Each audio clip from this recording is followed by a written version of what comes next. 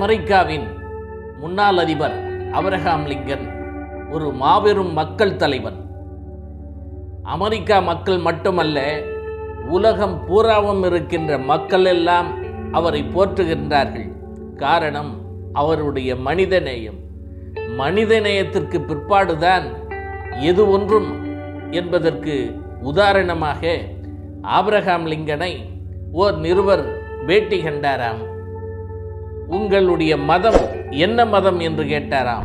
அதற்கு ஆபிரகாம் லிங்கம் அவர்கள் அழகாக சொன்னாராம், நான் நல்லது செய்யும் போது மகிழ்ச்சி ஏற்படுகிறது, கெட்டது செய்யும் போது வருத்தம் ஏற்படுகிறது, நான் இந்த மதத்தை சார்ந்தவன் என்று சொன்னாராம். இதிலிருந்து என்ன தெரிகிறது?